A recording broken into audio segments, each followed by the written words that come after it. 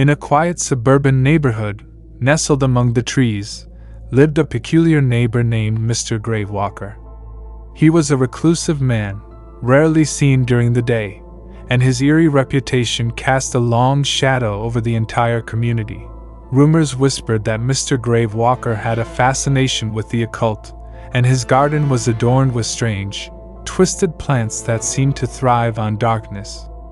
People claimed they saw flickering candlelight in his windows during the dead of night and heard strange incantations carried on the wind. One evening, curiosity got the best of Jenny, a young girl who lived next door to Mr. Gravewalker. Her parents had always warned her to stay away from his house, but her curiosity burned too brightly to ignore. She decided to sneak into his yard while the rest of the world slept. The moon hung low, casting eerie shadows as Jenny approached his garden. The gnarled plants seemed to reach out for her, their leaves brushing her skin like cold, skeletal fingers. She moved closer to the window, where faint whispers seemed to beckon her. As she peered inside, her heart froze in terror. Mr. Gravewalker stood in the dimly lit room, surrounded by dusty old books and eerie symbols etched on the floor.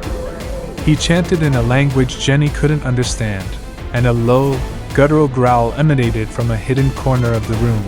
Suddenly, a ghastly creature, half man, half shadow, emerged from the darkness.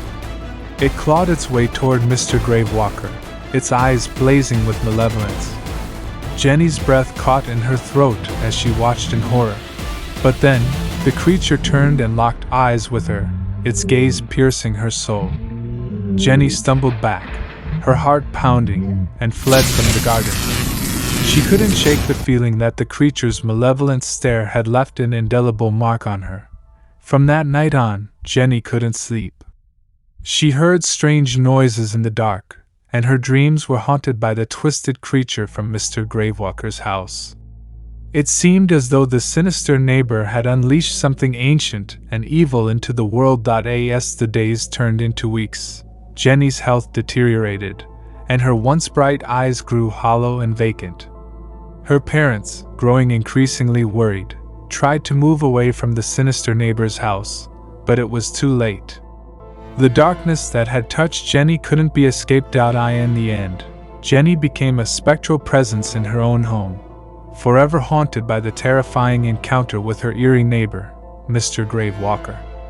The once quiet suburban neighborhood was forever changed, as the shadow of his dark secrets fell over them all.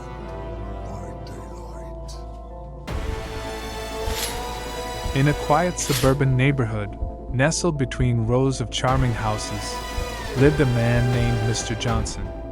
Mr. Johnson was known for his peculiar behavior.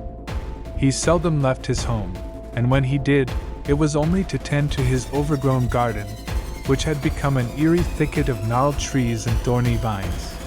The neighbors had grown increasingly curious and concerned about Mr. Johnson, whispering rumors about his strange habits. Some claimed to have seen eerie lights flickering in his windows late at night, while others swore they heard eerie, otherworldly music emanating from his house. The Smiths, who lived next door, were particularly unsettled by Mr. Johnson. They often noticed him peering out from behind his curtains, his pale, sunken eyes fixed on their every move. Mrs. Smith's once vibrant rose garden had withered, and she couldn't shake the feeling that Mr. Johnson was somehow responsible. One moonless night, as an ominous storm gathered on the horizon, the Smiths heard a strange, mournful wailing coming from Mr. Johnson's backyard. It sounded like a chorus of anguished souls crying out in unison. Unable to ignore it any longer, Mr. Smith ventured into the stormy night, his flashlight cutting through the darkness.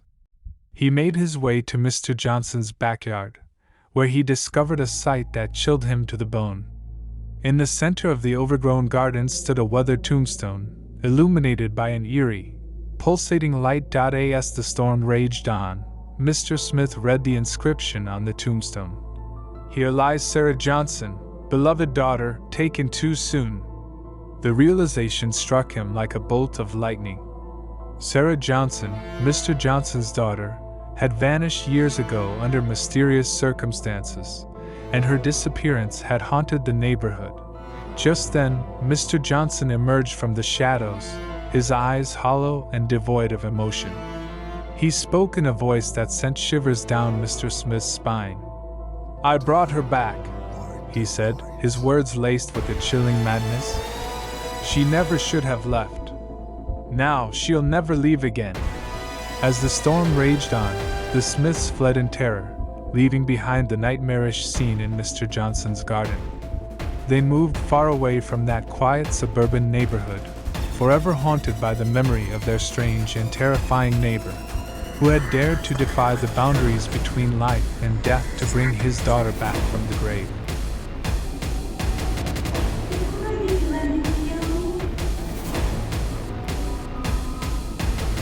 In the quiet, suburban neighborhood of Willowbrook, there lived a man named Mr. Blackwell. He was a recluse, rarely seen outside of his aging Victorian home with its overgrown garden and peeling paint.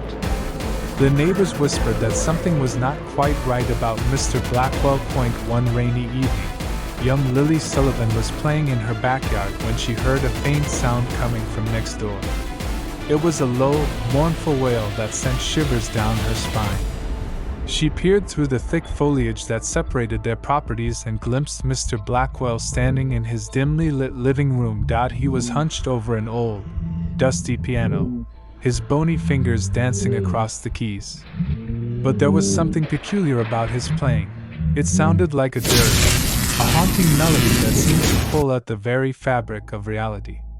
Lily's heart raced as she watched, unable to tear her eyes away from the eerie scene. As the night wore on, the music grew more melancholic, and Lily became increasingly disturbed. She couldn't shake the feeling that Mr. Blackwell's mournful melody was weaving a dark spell over her, pulling her closer to his house against her will. Unable to resist any longer, she crossed the property line and approached Mr. Blackwell's front door. The porch light flickered, casting eerie shadows on the steps. With trembling fingers, Lily knocked on the door. The music stopped abruptly, and after a long silence, Mr. Blackwell answered. His sunken eyes bore into her soul, and his voice was as cold as the rain outside. "What do you want, child?" he hissed.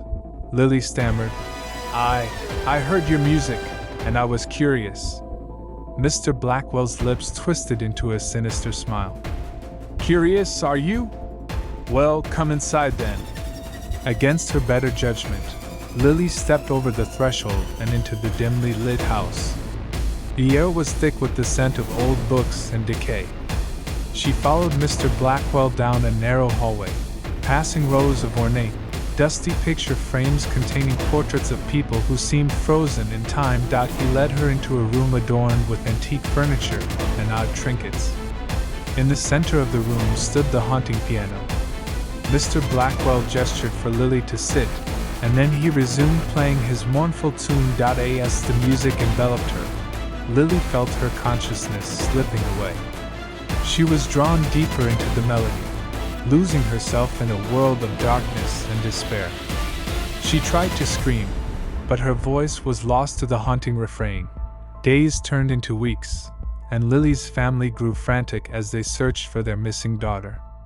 But in Mr. Blackwell's house, time seemed to stand still. Lily had become a prisoner of his haunting music, forever trapped in the eerie world he had created. And so, the legend of Mr. Blackwell grew in Willowbrook, a sinister tale of a neighbor whose music could steal your very soul, leaving you trapped in a never-ending nightmare. The neighborhood children were warned never to venture too close to his house, for the haunting melody would always beckon, and once you heard it, escape would be impossible.